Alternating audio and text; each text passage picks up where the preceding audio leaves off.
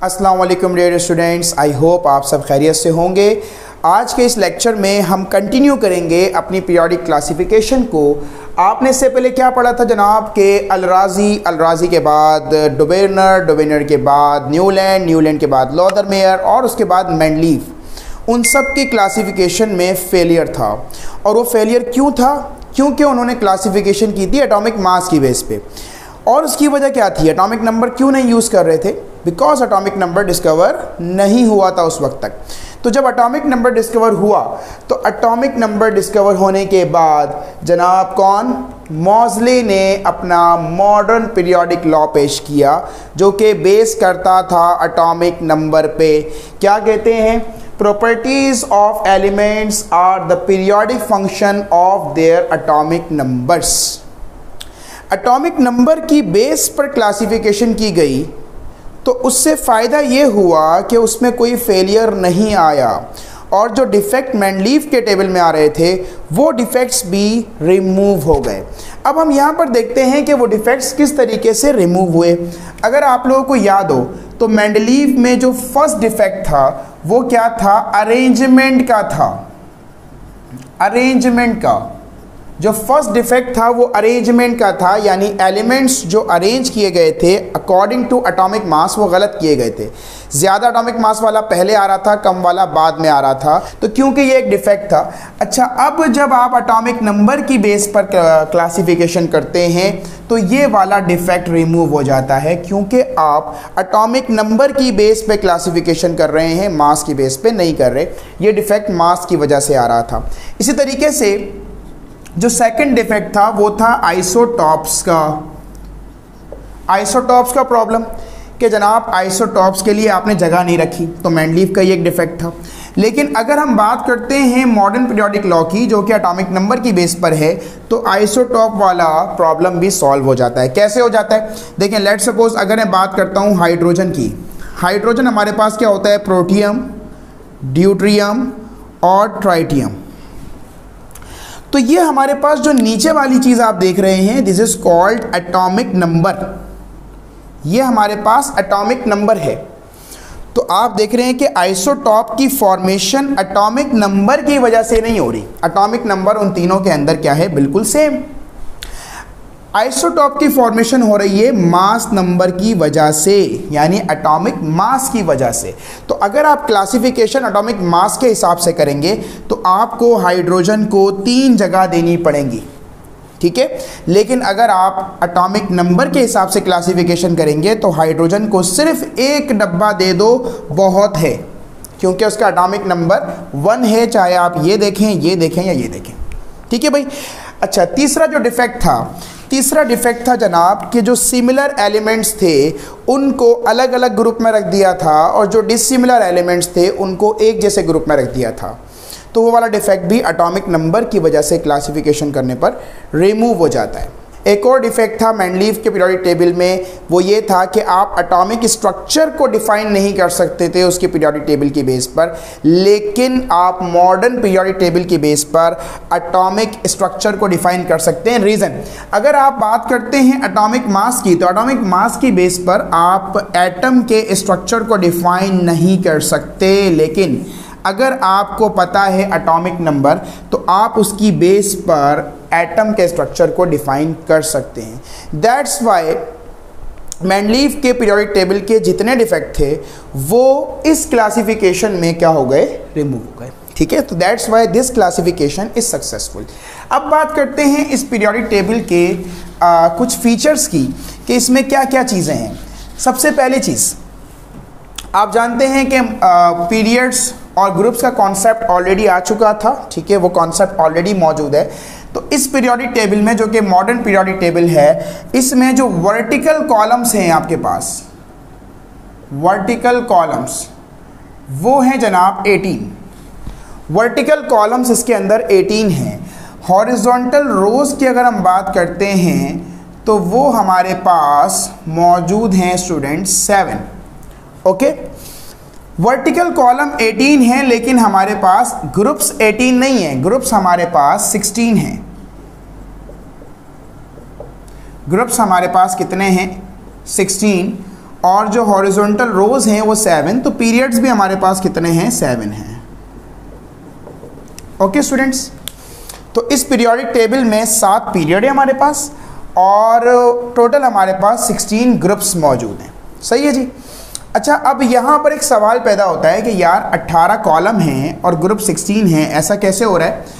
तो उसके जवाब में आपके सामने यहाँ मौजूद है कि अगर हम देखते हैं काउंटिंग कॉलम की 1 2 3 4 5 6 7 8 9 10 11 12 13 14 15 16 17 18, लेकिन अगर हम ग्रुप्स को देखें तो जनाब ये देखिए एक ग्रुप है मेरे पास, ग्रुप नंबर 8B, ठीक है, वो हमारे पास 3 कॉलम को क्या कर रहा है? घेर रहा है। इस वजह से हमारे पास जो काउंटिंग है उसमें डिफरेंस आ रहा है। तो 16 टोटल ग्रुप है हमारे पास। ग्रुप हमारे पास टोटल कितने स्टूडेंट्स? 16 हैं। लेकिन जब आप अपने पीरियोडिक टेबल को देखते हैं, अपने पास आप पीरियोडिक टेबल खोल लीजिए, उसमें देखिए कि कुछ ग्रुप्स के साथ लिखा हुआ है A, 1A, 2A, 3A, 4A, 5A, 6A, 7A और 8 है, इनके साथ A मेंशन हुआ है। और जो ग्रुप्स बीच में मौजूद हैं सेंटर में, उनके साथ B मेंशन हुआ है, 3B, 4B, 5B, 6B, 7B, 8B, 1B और 2B, इनके साथ B मेंशन है और उनके साथ A मेंशन है। यानी हमने ग्रुप्स को 2 हिस्सों में क्या कर दिया है? डिवाइड कर दिया है। एक को हम बोलते हैं सब ग्रुप A और एक हिस्से को हम बोलते हैं सब ग्रुप B। ठीक है, तो जनाब ये टोटल कितने थे? 16 थे। 16 में से 8 चले गए इसमें और 8 चले गए इसमें, तो 8 ग्रुप A वाले हैं और 8 ग्रुप्स B वाले हैं। ठीक है भाई। अच्छा, अब इनको हम बोलते क्या हैं? सब ग्रुप A जो हैं, जिनके साथ A मेंशन है, इन सारे के सारे ग्रुप वाले एलिमेंट्स को हम नाम देते हैं रिप्रेजेंटेटिव एलिमेंट्स का। ठीक है, और जिनके साथ B मेंशन है उनको हम नाम देते हैं ट्रांजिशन एलिमेंट्स का। ओके, सो अब बात करते हैं सब ग्रुप A यानी रिप्रेजेंटेटिव एलिमेंट्स की। सबसे पहली बात कि इनको रिप्रेजेंटेटिव एलिमेंट्स क्यों कहा जाता है, तो उसकी रीज़न ये है कि जनाब इन सारे एलिमेंट्स की जो वैलेंसी होती है, यानी जो इनके अंदर वैलेंस इलेक्ट्रॉन होते हैं, वो रिप्रेजेंट करते हैं इनके ग्रुप नंबर को। ठीक है, यानी लेट सपोज अगर मैं ग्रुप नंबर 1A की बात करता हूँ तो इसके सारे एलिमेंट्स के आखिरी शेल में 1 इलेक्ट्रॉन होगा। ग्रुप नंबर 2 के सारे एलिमेंट्स के आखिरी शेल में 2 इलेक्ट्रॉन होंगे, यानी वैलेंस इलेक्ट्रॉन जो है वही होंगे जो ग्रुप नंबर है। तो क्योंकि ग्रुप नंबर रिप्रेजेंट करता है वैलेंस इलेक्ट्रॉन्स को, that's why these elements are called representative elements. तो एक रीज़न तो ये है। ठीक है जी। अच्छा, अब रिप्रेजेंटेटिव एलिमेंट्स को आप फर्दर डिवाइड कर रहे हैं किसमें? S ब्लॉक में, और डिवाइड कर रहे हैं किसमें? P ब्लॉक में। S ब्लॉक में हमारे पास कौन कौन से ग्रुप हैं? ग्रुप नंबर 1A है, ग्रुप नंबर 2A है। ये 2 ग्रुप्स हमारे पास S ब्लॉक एलिमेंट्स के अंदर मौजूद हैं। ग्रुप नंबर 1A को हम नाम देते हैं अल्कली मेटल्स का। ठीक है, अल्कली मेटल्स का नाम देते हैं क्योंकि ये सारे मेटल्स हैं, प्योर मेटल्स हैं, और क्योंकि ये बेस फॉर्म करते हैं वाटर के साथ मिलके, दैट्स वाई इनको अल्कली मेटल कहा जाता है, क्योंकि अल्कली का मतलब होता है बेस। ठीक है जी। इसके बाद ग्रुप नंबर 2A को आप बोलते हैं alkaline earth metals. Alkaline earth metals, इनको अल्कलाइन अर्थ मेटल क्यों कहा जाता है? क्योंकि ये भी अल्कली मेटल जैसे होते हैं, इसलिए इनको अल्कलाइन कहा जाता है। मतलब ये भी बेस फॉर्म करते हैं, और क्योंकि अर्थ से मिलते हैं, अर्थ में पाए जाते हैं, ठीक है, इस वजह से इनको अल्कलाइन अर्थ मेटल कहा जाता है। कौन कौन यहाँ पर मौजूद है? बेरिलियम, मैग्नीशियम, कैल्शियम, ठीक है, स्ट्रोंशियम, बेरियम एंड रेडियम। ठीक है, यहाँ पर ये सारे के सारे मेटल मौजूद हैं। ठीक है, तो ये कंप्लीटली हमारे पास मेटल्स हैं। सही है जी। अच्छा, अब बात करते हैं P ब्लॉक की। P ब्लॉक में हमारे पास कौन कौन से ग्रुप हैं? Group number 3A, group number 4A, group number 5A, group number 6A, group number 7A और ग्रुप नंबर 8A। ये सारे ग्रुप्स हमारे पास पी ब्लॉक के अंदर मौजूद हैं।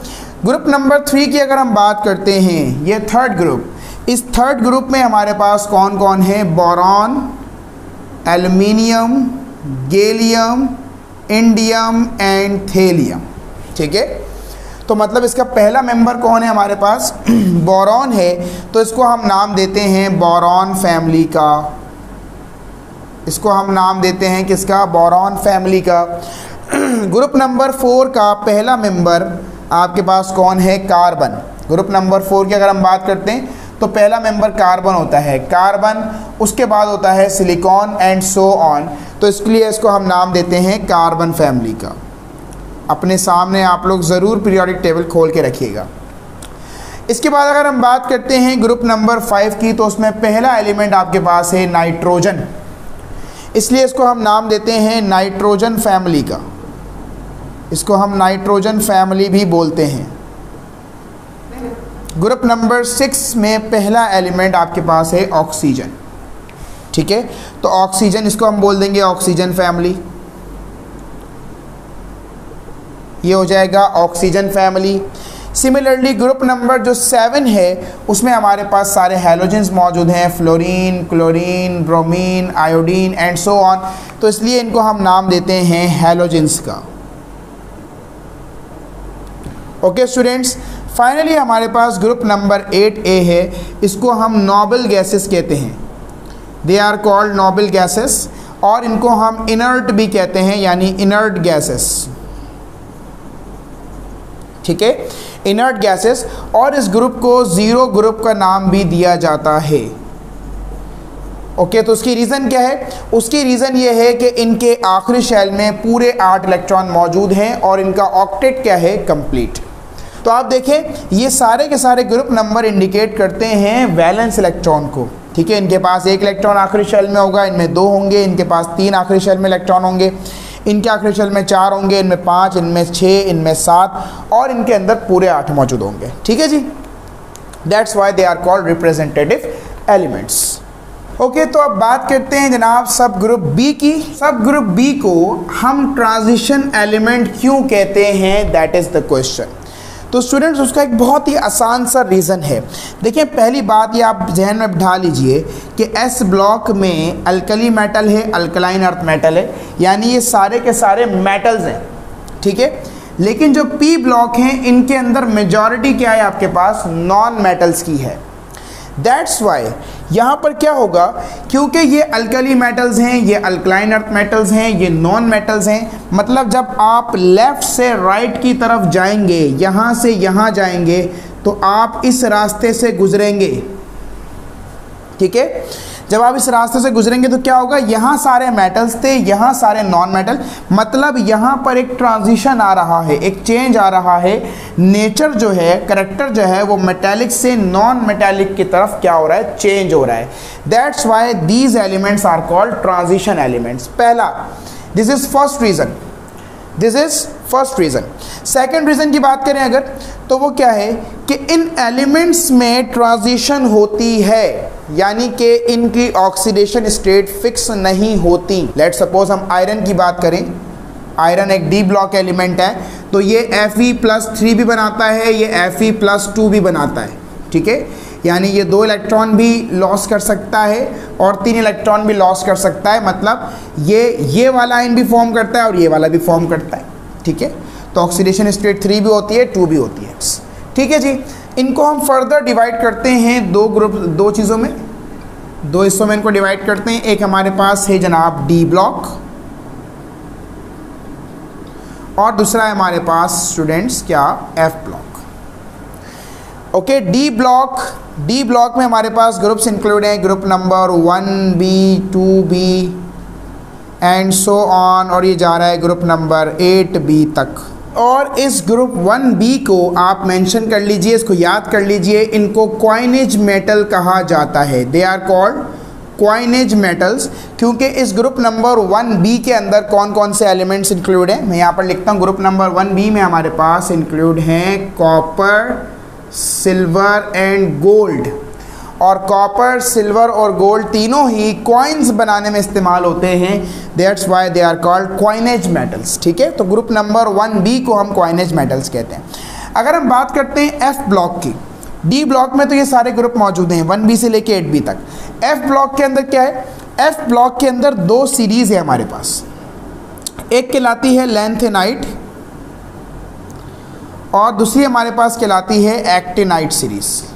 These are 2 series, lanthanide and actinide. Lanthanide series start होती है एटॉमिक नंबर 58 से और ये एंड होती है एटॉमिक नंबर 71 पर। सही है भाई, यानी एलिमेंट नंबर 58 से लेकर एलिमेंट नंबर 71 तक। सिमिलरली हमारे पास जो एक्टिनाइट सीरीज़ है ये स्टार्ट होती है एटॉमिक नंबर 90 से और ये एंड होती है एटॉमिक नंबर 103 पर। ओके जी, अच्छा अब हम ज़रा आगे बढ़ते हैं।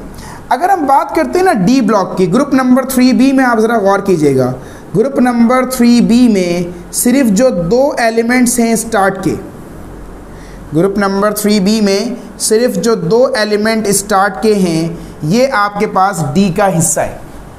ठीक है, इस वाले एलिमेंट का नाम है लैंथीनियम और इस वाले का नाम है एक्टिनियम। ओके, तो आप देखें 57 के बाद डायरेक्ट यहाँ पर आपको लिखा हुआ नज़र आ रहा होगा 72। आप अपने पीरियोडिक टेबल में देखें 57 के बाद डायरेक्टली यहाँ पर लिखा हुआ होगा 72 और यहाँ पर 89 के बाद डायरेक्टली यहाँ पर लिखा हुआ होगा 104। तो जनाब 57 के बाद 58 से लेकर 71 तक के एलिमेंट यहाँ पर इनके बीच में आने चाहिए जो कि नहीं है, तो वो यहाँ पर मौजूद हैं और उनको हमने नाम दे दिया लैंथेनाइट का, क्योंकि ये लैंथिनम के बाद स्टार्ट हो रहे हैं, ये स्टार्ट हो रहे हैं लैंथिनम के बाद, that's why we are calling them lanthanide series. ठीक है, इसी तरीके से हमारे पास है 89 के बाद आएगा 90 से लेकर 103 तक के एलिमेंट्स, तो वो हमारे पास यहाँ पर मौजूद हैं और उनको हमने एक्टिनाइट क्यों बोला, क्योंकि ये एक्टिनम के बाद स्टार्ट हो रहे हैं, that's why they are called actinide series. और ये एफ ब्लॉक होते हैं। सही है, ये एफ ब्लॉक में एग्जिस्ट करते हैं। इसका मतलब देखा जाए तो जनाब एफ ब्लॉक एलिमेंट्स कौन से ग्रुप का पार्ट हैं, ग्रुप नंबर 3B का पार्ट है, तो इसका मतलब they are part of group number 3B। ठीक है, ओके, सो ये डिस्कशन हो गई अबाउट ग्रुप्स को हमने काफ़ी ज़्यादा डिस्कस कर लिया है। अब हम बात करते हैं जनाब पीरियड्स की। देखिए पीरियड किसको इंडिकेट करता है, नंबर ऑफ शेल को। ठीक है, यानी लेट सपोज अगर कोई एलिमेंट पीरियड नंबर 1 के अंदर आ रहा है तो उसके पास सिर्फ और सिर्फ एक ही शेल मौजूद होगा। अगर वो पीरियड नंबर 2 में एलिमेंट आ रहा है तो उसके पास शेल कितने होंगे, 2 होंगे ऑर्बिट्स। अगर पीरियड नंबर 3 में है तो उसके अंदर 3 शेल होंगे। तो जो पीरियड नंबर है वो इंडिकेट करेगा नंबर ऑफ शेल्स को, कि कितने शेल मौजूद हैं। सही है भाई, पीरियड नंबर 1 को स्टूडेंट्स हम नाम देते हैं शॉर्टेस्ट पीरियड का, शॉर्टेस्ट पीरियड का नाम देते हैं। ये सबसे छोटा पीरियड है, सबसे छोटा पीरियड है और इसके अंदर सिर्फ 2 एलिमेंट्स मौजूद हैं। कौन कौन से, हाइड्रोजन और हीलियम। हाइड्रोजन से शुरू हो रहा है, हीलियम पे ख़त्म हो रहा है। ठीक है, और इसमें शेल कौन सा होगा, सिर्फ और सिर्फ के शेल होगा। ठीक है, ओके। पीरियड नंबर 2 एंड 3 दोनों को मैं एक साथ क्यों ले रहा हूँ, क्योंकि दोनों बिल्कुल बराबर हैं। देखिए 1 2 3 4 5 6 7 8, इसमें भी 8 एलिमेंट हैं और इसके अंदर भी आप देखें, इसके अंदर भी 8 ही एलिमेंट आ रहे होंगे। दैट्स वाई मैंने इन दोनों को साथ में ले लिया। इन दोनों पीरियड्स को आप नाम देते हैं शॉर्ट पीरियड्स का, ये कहलाते हैं शॉर्ट पीरियड। पीरियड नंबर 1 कहलाता है शॉर्टेस्ट, ये कहलाते हैं शॉर्ट पीरियड्स। इनके अंदर मौजूद होते हैं 8 एलिमेंट्स। पीरियड नंबर 2 स्टार्ट हो रहा है लिथियम से, एंड हो रहा है नियॉन पर।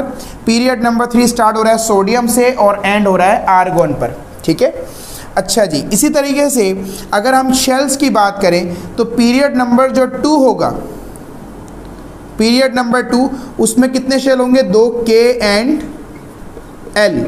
और अगर हम बात करते हैं पीरियड नंबर 3 की तो उसके अंदर 3 शेल होंगे, के एल एंड एम। मैंने यही बताया था कि शेल नंबर को रिप्रेजेंट करता है पीरियड नंबर, ठीक है। तो दोनों ये पीरियड नंबर 2 जो है वो 2 शेल होंगे और पीरियड नंबर 3 के तमाम एलिमेंट्स में 3 शेल आ रहे होंगे। जैसे कि लिथियम है, लिथियम में सिर्फ 2 शेल आएंगे। कैसे? लिथियम जो है उसका एटॉमिक नंबर 3 होता है। तो अगर आप लिथियम का स्ट्रक्चर बनाएं, एक शेल आ गया, पहले शेल में 2 इलेक्ट्रॉन आ गए, 2 इसमें चले गए, टोटल 3 थे। शेल नंबर 2 में सिर्फ 1 इलेक्ट्रॉन आ गया। तो आप देखें इसके अंदर सिर्फ 2 ही शेल हैं, K एंड L, ओके जी।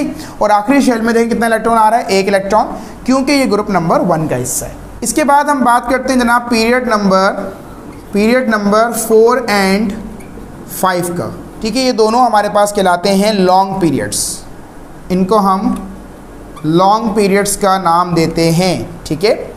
इनको हम नाम देते हैं लॉन्ग पीरियड्स का और इनके अंदर 18 एलिमेंट्स मौजूद होते हैं। कितने एलिमेंट्स होते हैं जनाब? 18 एलिमेंट्स इनके अंदर मौजूद होते हैं इन दोनों में, ठीक है। अगर हम बात करते हैं नंबर ऑफ शेल की तो आप जानते हैं, अगर मैं बात करूंगा पीरियड नंबर 4 की, तो पीरियड नंबर 4 में हमारे पास होंगे 4 shell, K, L, M and N। और अगर मैं बात करूंगा पीरियड नंबर 5 की तो इसमें होंगे 5, K, L, M, N, O, okay. तो पीरियड नंबर जो है वो नंबर ऑफ शेल्स को रिप्रेजेंट करता है। फाइनली अगर मैं बात करता हूं पीरियड नंबर 6 की, पीरियड नंबर 6 को आप लॉन्गेस्ट पीरियड का नाम देते हैं। इसको आप बोलते हैं लॉन्गेस्ट पीरियड, क्योंकि इसमें सबसे ज़्यादा एलिमेंट्स मौजूद हैं। क्योंकि देखें ये जो लेंथेनाइट सीरीज़ है ये भी इस पीरियड नंबर 6 का हिस्सा है और इस लेंथेनाइट सीरीज़ के अंदर 14 एलिमेंट्स जो हैं वो क्या होते हैं, मौजूद होते हैं। दैट्स वाई लॉन्गेस्ट पीरियड कहलाता है और इसके अंदर टोटल 32 एलिमेंट्स मौजूद होते हैं, ठीक है। लॉन्गेस्ट पीरियड है, 32 एलिमेंट्स मौजूद होते हैं। और अगर हम शेल्स की बात करेंगे तो ऑब्वियसली इसमें 6 शेल होंगे, 6 शेल्स मौजूद होंगे। पीरियड नंबर 7 की अगर हम बात करते हैं, पीरियड नंबर 7 की, तो इसको हम बोलते हैं incomplete period. This is called incomplete period because जो भी नया आने वाला एलिमेंट होगा वो इसी पीरियड के अंदर आएगा। That's why this is called incomplete. और ऑब्वियसली पीरियड नंबर 7 है, मतलब इसके अंदर 7 शेल्स मौजूद होंगे इनके एलिमेंट्स में, ठीक है। तो दैट्स ऑल फॉर टुडे। आज के लेक्चर को हम यहीं पर ख़त्म करते हैं। आई होप आपको लेक्चर समझ में आया होगा, अच्छा लगा होगा। और अगर ऐसा हो तो काइंडली आप इस वीडियो को लाइक भी कीजिएगा और चैनल को सब्सक्राइब कीजिएगा ताकि हमें मोटिवेशन मिले और फर्दर आपके लिए हम ये कोशिश जारी और सारी रखें। Thank you so much. अल्लाह हाफिज़।